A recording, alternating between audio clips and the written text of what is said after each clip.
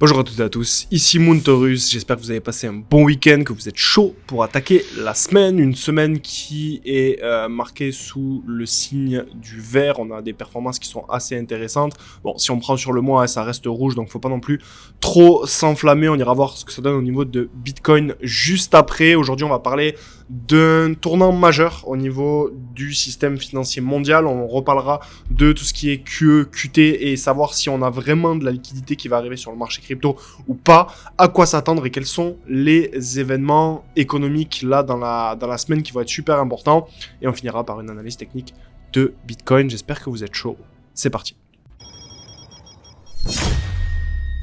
Alors très honnêtement, il n'y avait pas énormément d'actualités ce matin. Parfois on a des grosses matinées où vraiment on a beaucoup d'actualités qui sont extrêmement importantes et il y a beaucoup de choses à dire. C'est pas le cas ce matin, c'est plutôt calme, mais il y a quand même des choses à évoquer. Il y a quand même 2-3 points que je voulais voir avec vous et qui sont super importants pour vous si vous suivez le marché tous les jours. Donc déjà, on a le président de la SEC qui prévoit un passage du système financier aux crypto-monnaies. Donc le président de la SEC, c'est Paul Atkins, qui a déclaré lors d'une interview, donc je vous ai retrouvé là, on va pas la regarder ensemble, en plus c'est en anglais, mais en gros ce qu'il mentionne, c'est que il y a tout un tas d'avantages à faire basculer le système financier traditionnel sur la blockchain. C'est-à-dire que c'est pas une question d'avis, c'est pas une question de jugement de valeur, c'est vraiment une question de fondamentaux. Aujourd'hui, pour ceux qui ne le savent pas, les marchés financiers sont fermés le week-end.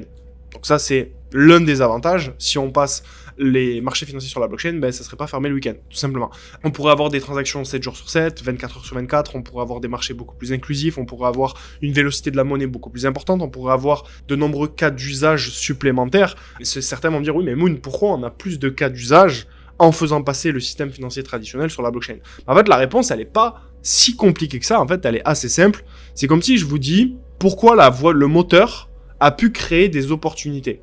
Vous aurez pu me dire, mais avant on était à cheval, et le cheval c'est très bien pour se déplacer. Oui, sauf que le moteur, vous pouvez aller plus vite, ça a créé des voitures, ça a créé toute une économie, ça a créé tout un système, on a pu créer des routes, on a pu créer des péages, on a pu connecter différents pays entre eux, on a pu faciliter les déplacements de chacun, on a pu moderniser le déplacement. Le cheval, c'était quelque chose qui était quand même réservé à des personnes qui étaient assez aisées, donc les plus pauvres n'avaient pas de chevaux. Aujourd'hui, même une personne qui est relativement pauvre dans la classe sociale française dispose d'une voiture, peut en tout cas se déplacer. Donc évidemment, le but c'est pas de faire de la politique ici, c'est juste de comprendre que dans l'ensemble, l'invention du moteur et la création de la voiture, ça a permis de créer des opportunités. Donc là, l'idée, c'est tout simplement de comprendre que le fait qu'on puisse basculer le système financier mondial sur la blockchain, ça permet en fait de faire reposer le système financier sur une nouvelle technologie qui va permettre d'apporter de nouveaux cas d'usage. On parle souvent régulièrement de la tokenisation des actifs, qui est l'un des exemples, mais ça permet de créer plus d'opportunités, de créer plus de valeur, de créer plus d'argent, de créer plus de circulation de la monnaie, de créer des systèmes beaucoup plus inclusifs, de donner accès à beaucoup plus de personnes. On sait qu'il y a un problème de bancarisation dans le monde qui est assez important. On estime qu'il y a une personne sur 3 qui n'a pas accès aux services bancaires dans le monde, et donc tous ces problèmes peuvent être résolus tout simplement grâce à la blockchain, et c'est aussi un avantage concurrentiel d'un point de vue économique et d'un point de vue géopolitique. Si vous êtes les États-Unis et que vous battez à plat de couture la Chine en termes d'avancement technologique sur un système qui est le système financier mondial, eh bien forcément vous allez récupérer des parts de marché et ça va être bon pour le pays. Donc là, l'idée c'est pas de faire de l'histoire ni de la géopolitique. Je suis pas professeur d'ailleurs ni d'histoire ni d'économie, mais l'idée c'est vraiment de comprendre que tout le monde parle de la liquidité, et moi le premier, hein, on va le voir ce matin d'ailleurs, il y a toute une question de liquidité pour voir si le marché crypto va pouvoir prendre en valeur ou pas, mais je pense qu'on sous-estime un petit peu la tech, et je pense qu'on sous-estime un petit peu le potentiel que peut avoir ce marché si on a des régulations favorables qui avancent. Il suffit d'une régulation exceptionnelle où vraiment on a clairement des pays qui mettent en place, de nombreux pays, vraiment des réserves stratégiques de Bitcoin, qu'on a des nouveaux produits et services qui sont développés avec le Bitcoin, qu'on a des preuves factuelles et concrètes que le système financier traditionnel va basculer sur la blockchain, pour qu'on puisse avoir tout simplement un marché crypto qui puisse être multiplié par 2, par 3, par 4, par 10. Et donc le potentiel est vraiment là, et je pense que vu que le marché est nouveau, c'est-à-dire que la régulation, tous ces trucs-ci, c'est nouveau, je pense qu'il y a des conséquences qu'on n'a pas vu venir, et je pense vraiment que oui, ça dépend de la liquidité, ça dépend de l'économie, évidemment, ce qu'on répète depuis des années sur la chaîne YouTube, mais il y a aussi d'autres facteurs qui peuvent arriver, qui sont des facteurs potentiellement bullish pour la crypto et qui n'ont rien à voir avec la liquidité qu'il va falloir prendre en compte.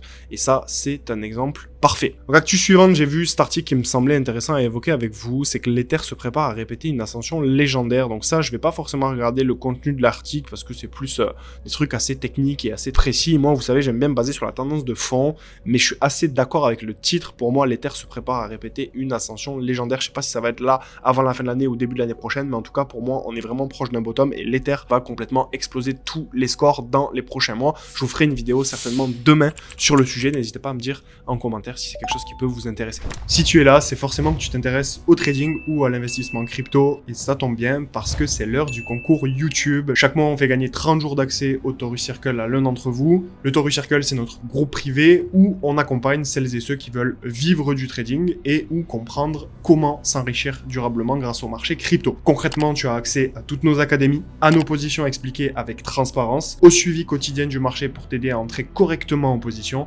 et à tous les outils qui vont transformer l'incertitude en clarté.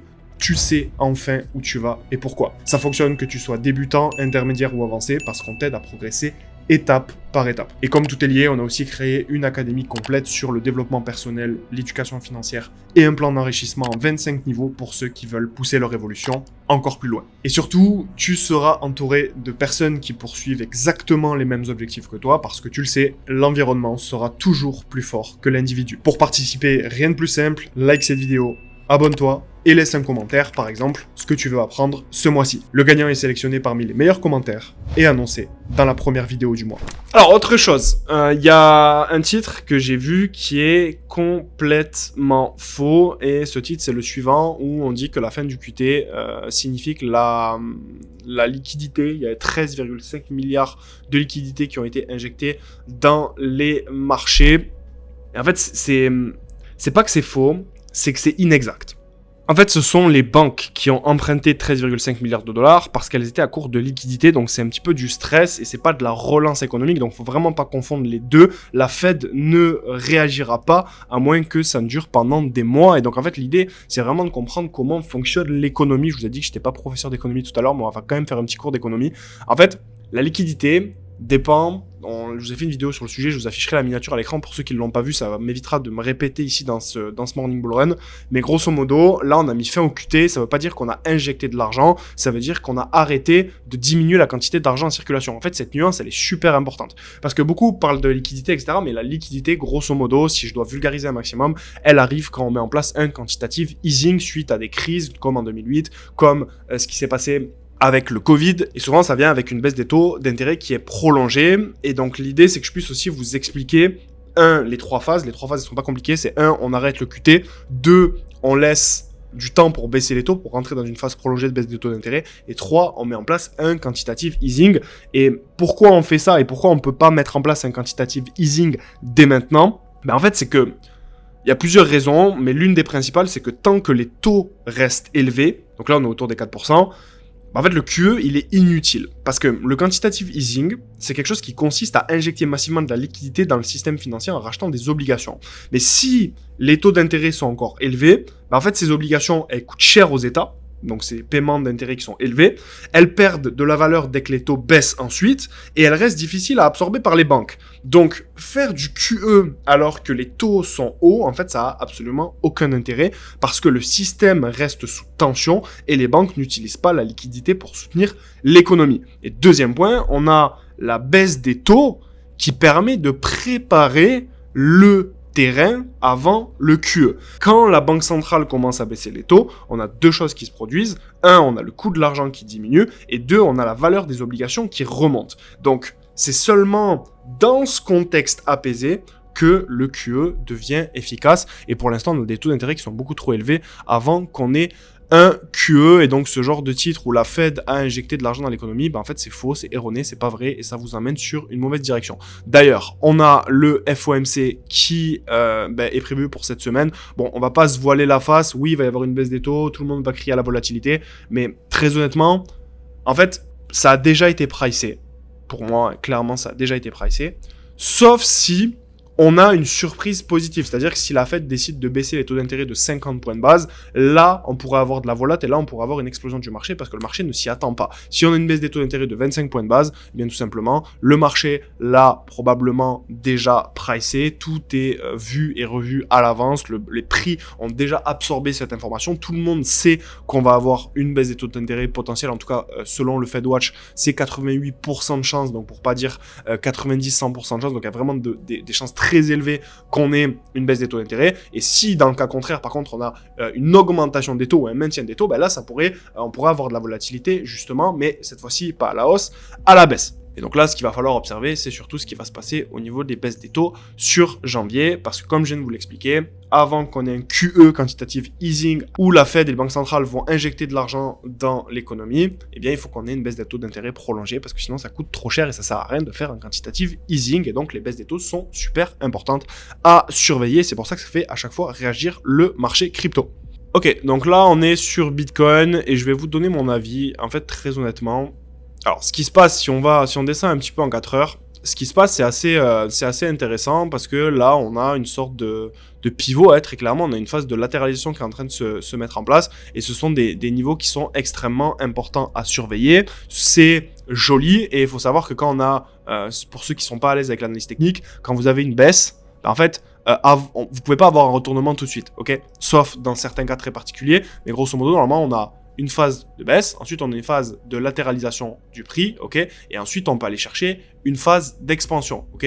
Donc on a un mouvement, on vient latéraliser, et ensuite on vient partir à la hausse, ok.